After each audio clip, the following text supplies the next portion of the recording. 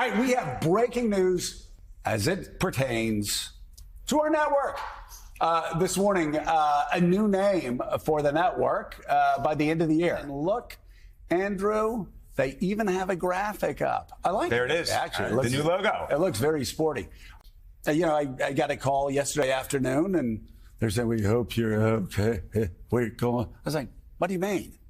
Like this shows we're independent."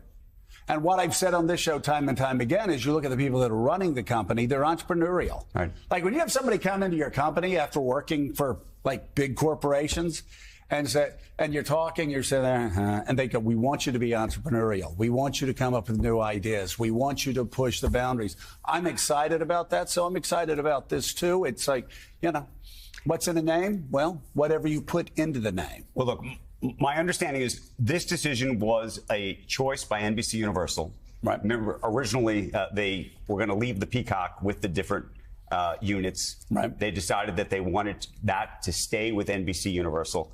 Having said that, despite my sentimentality about the Peacock, I've always loved the Peacock. Yeah. The truth is, I've always thought about this network and CNBC and USA and actually all of those assets as insurgent networks. Right. This is an insurgent network. And I love the idea, to be honest with you. You can take out your salt shaker or whatever you want to do and say, take it with a grain of salt. But I like this because I think it actually does have this sort of independence and actually gets away in some ways from even the idea of legacy media.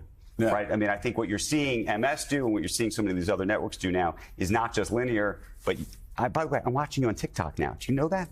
You know, I'm seeing you on TikTok. So this is a thing, and of course, because I'm hip with the kids, people, I know. I actually didn't know this, but this network is the most watched news network on TikTok and on YouTube. Yes, right? it is. So we are moving. We're moving in a direction beyond corporate media. And again, I think this fits. It fits. It's it's a new marketplace.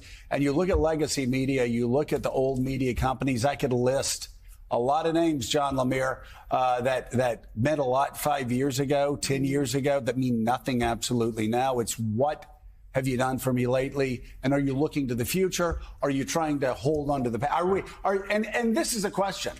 Are we going to be like Eastman Kodak throughout the 1980s and 90s? Or are we going to be like NVIDIA and look at a brave new world? And I think this actually helps us do that. The media landscape has been changing a lot over the last decade or so, but it's been really accelerated in the last few years in this particular moment. So it does seem an ideal time to rebrand, an ideal time to embrace a new identity, to, as you said, to be an insurgent network.